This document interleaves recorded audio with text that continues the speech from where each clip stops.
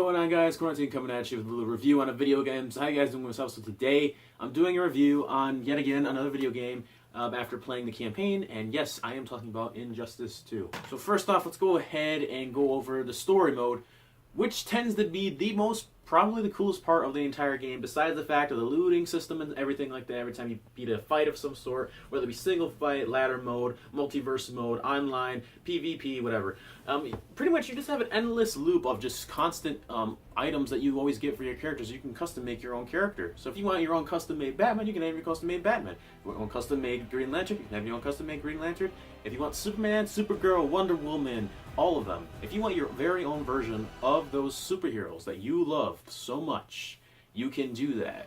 You can make them a different color of your favorites. Like, there's different shaders of all different types of colors, and some shaders can actually make certain characters different characters that they kind of resemble. For example, we have people like Captain Cold. Now, he resembles the character from the Flash show, which is very common, but the character that he resembles overall is the character we all know and love from the Batman animated series and movies. This is played by Arnold Schwarzenegger.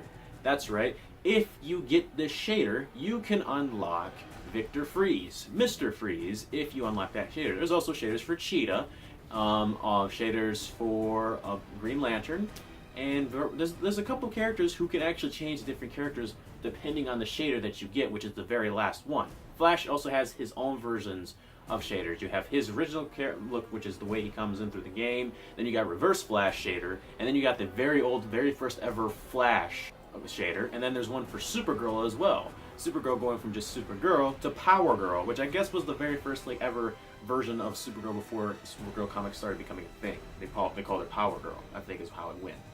Pretty much, the campaign was really, really fun. I enjoyed that you could have interactions with the fucking campaign, just like in Mortal Kombat X. Maybe not just as Mortal Kombat X, because in Mortal Kombat X, it's just like, hey, press X and do this and counteract. If you don't get it, then the enemy that you're fighting in that exact cutscene gets to hurt you instead of you hurting them and counteracting their attacks.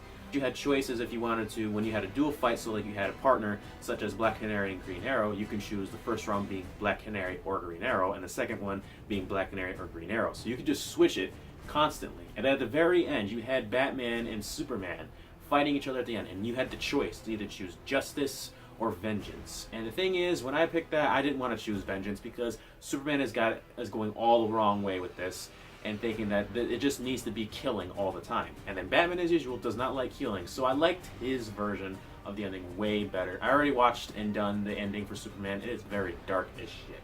Pretty much how this game pretty much set out, I thought that the main end fight was going to be Supergirl and you playing as Supergirl, but that wasn't the case. They kind of played it off just like in Mortal Kombat X, where Cassie Cage was the ultimate main character who ended up fighting Shinnok and his corrupted form. Now, to be honest, I wish that they did that with Supergirl fighting Brainiac and Superman, because that'd be freaking cool. But you know what? I was okay with the fact that Batman was the overall hero. He fought Brainiac, and you had the choice to be the very first ever fight. Because the first Injustice, it pretty much teased that Batman and Superman were going to fight. And it never happened. It was just pretty much the last ever fight was going to be Superman versus Superman. Which, in my opinion, I didn't really think was that great. I thought it was pretty dumb, to be quite honest. Because it's just like, that's just not how it should go. It should always be Batman and Superman fighting. But you know what? They waited another game before they went ahead and made this one, and we finally got what we wanted. Batman v Superman. So, my overall vote on and review on this video game, I'm going to give it, campaign-wise, it gets a 10 out of 10. 100% 10 out of 10. Multiplayer-wise, I'm giving that a 7.5. Only because there are some issues I'd like to discuss. But that's going to be in the next video on how I rant about the problems and the ups and the downs of the multiplayer. And I can't wait to get into that. So hopefully that comes out soon, right after this video is made. So yeah. Yeah, really great game. I thought the cinematography was freaking amazing. The graphics, fucking phenomenal. The character development, very awesome. The combos and stuff, very cool. I love that you can have different loot, you can make your own character and whatnot, and it's just an overall fun game. There's really no end to its fun. You can play it for hours and it won't get boring. Or maybe it will. Who knows? But anyways, yeah, that's all I wanted to do was give you guys a review on the Injustice 2 game. Should I recommend it? Yes, 100%. If you love if you love campaigns and the Injustice and Mortal Kombat series, definitely one for you to check out. Multiplayer-wise, I don't like it, but But if you play it offline, like single player and stuff like that, like single fight, it's pretty fun. It's just as fun as the first one. Pretty okay game, but overall game, it does get a 10 out of 10 for me. So, very awesome game. Please try it out if you haven't already. So, thank you guys for watching. I hope you enjoyed. I will see you guys in the next video. And yeah, talk to you later. Bye-bye.